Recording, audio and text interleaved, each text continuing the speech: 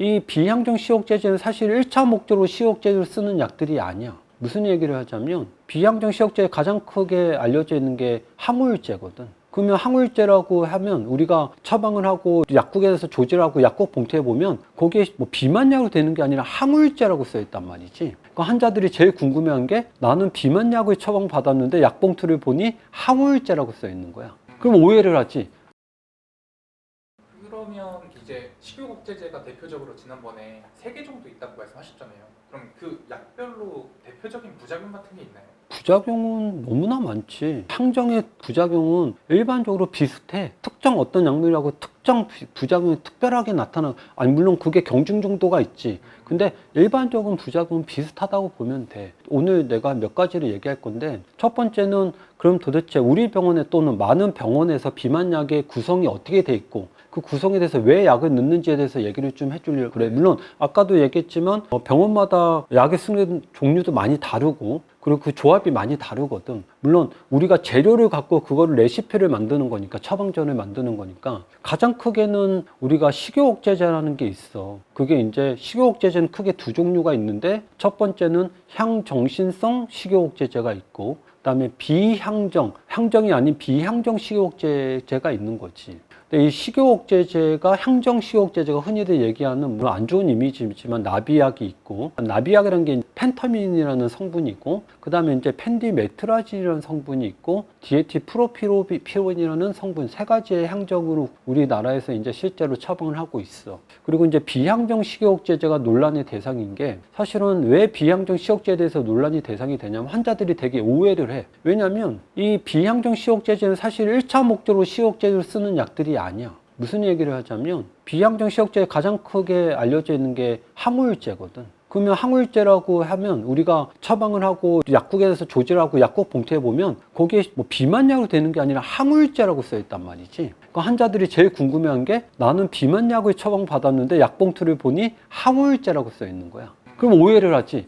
우울증을 개선하려고 약을 처방 안 받았는데 항우울제가 들어가 있는 거야. 그래서 환자들이 오해를 하는 것들이 있어. 그래서 오늘 얘기하고 싶은 건 비항정 식욕제의 가장 첫 번째 메인 약은 항우울제야. 근데 항우울제를 그러면 우리가 왜 다이어트 병원에 쓰는지를 알아야 돼. 어떤 약이 됐건 우리가 약이라고 하면 퍼스트 게인이 있고 세컨 게인이 있어. 무슨 얘기냐면 우리가 항우울제를 썼어. 정신과에서 그렇게 항우울제를 쓰고 있는데 항우울제를 쓰다 보니까 이 사람이 기대치 않게 살이 빠지는 거야. 그래서 그걸 우리가 의도치 않은 어쨌든 세컨 게인이라고 하거든. 그래서 그 세컨 게인을 목적으로 우리가 항우울제를 쓰고 있는 거야. 쉽게 해서 항우울제는 쓰는 목적이 다른데 정신과에서는 우울증 개선하려고 쓰는 거고, 다이어트 병에서는 합법적으로 의학적으로 검증된 체중을 뺏는 목적으로 쓴다는 걸 꼭 알고 있어야 돼. 반대로 우리는 목적은 체중을 뺏는 목적인데 퍼스트 게인인 우울증이 개선되면서 기분이 좋아지는 부차적 효과가 의도치 않게 나타날 수 있는 거지. 항우울제니까. 우울증이 개선된다고 하니까. 그 두 번째는 항경련제야. 항우울제가 아까도 성분 중에는 우리가 성분으로는 SSRI라는 성분이거든. 근데 그 성분에 대해서 그렇다면 우리가 항경련제는 뭐냐면 토피라메이트라는 성분이야. 이 성분은 사실은 항경련제 또는 우리가 편두통약이거든.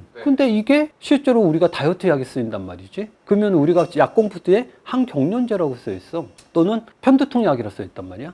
근데 이걸 왜 넣었을까? 똑같아. 의학적으로 검증된 체중을 빼는 식욕을 억제를 함으로써 체중이 빠지는 효과가 있기 때문에 쓰는 거지. 향정과 비향정이라는 건 향정신성 의약품이냐 향정신성 의약품이 아니냐로 구분하는 건데, 아까도 했지만 그 중에 우울증 약도 무드에 영향을 준다니까. 단지 향정이라는 개념은 의학적으로는 의료용 마약류에 포함이 되냐 안 되냐 구분을 한 거야. 그러니까 마약류로 지정이 된 식욕억제제를 향정 식욕억제제라고 하는 거고, 마약류에 지정이 되지 않은 거를 비향정 식욕억제제로 얘기하는 거지. 물론 우울증 약도 어떻게 보면 의존성이 있을 수 있어. 근데 아까도 했지만 심각한 어떤 문제를 유발하지 않는, 그래서 마약류에는 포함이 되지 않는, 어떻게 보면 우리가 마약류에 되게 나라에서도 엄격하게 조금 모니터링 하는 이유는 심각한 의존성 또는 그거로 인해서 중독성, 그로 인해서 약물 의존성이 심해지다 보니 그거를 이제 조금 더 구분해서 더 엄격하게 지도교육하자, 이렇게 구분을 한 거지. 세 번째 약 중에는 아까도 했지만 비향정 식욕제제는 구분이 되지 않으니까, 우리가 다이어트를 아까도 이제 카테고리 크게 보면 식욕억제제가 있다고 했어. 두 번째는 우리가 지방을 연소하는 지방 연소제가 있단 말이지. 세 번째는 어떤 흡수를 억제하는 효과로 어떤 지방이나 탄수화물 흡수를 억제해 주는 효과로 크게는 그 세 가지로 구성되어 있다고 보면 돼. 그래서 환자들이 진짜 많이 물어봐. 나 다이어트 약인데 왜 감기약 왜 넣었어요? 정말 많이 물어봐. 또 카페인의 약국 봉투에 보면 감기약이라고 써 있어. 그러면 환자들이 되게 혼란스럽단 말이야. 이거 왜 넣었어, 이 병원은? 감기도 없는데. 버스 목적으로 내과에서는 카페인을 넣는 이유가 감기 증상 개선하려고. 근데 우리 다이어트 병원에서는 그 약을 왜 넣는다? 지방을 연소를 해서 지방을 태워서 살을 빼주는 목적으로 카페인을 넣게 되지. 대신 어쨌든 환자들도 알아야 된다. 내가 먹는 약이니까 이 약을 어떤 목적으로 처방받는지는 아는 게 좋다 라는 얘기를 꼭 해주고 싶고, 해서 가장 크게는 우리가 체중을 빼는 약의 큰 카테고리는 어떤 식욕을 억제하는 효과, 그 다음에 지방을 연소해주는 효과, 흡수해주는 효과, 이런 것들이 삼위조합이 돼서 체중을 빼준다고 보면 되고, 그 성분에 대해서는 좀 알 필요가 있다고 봐.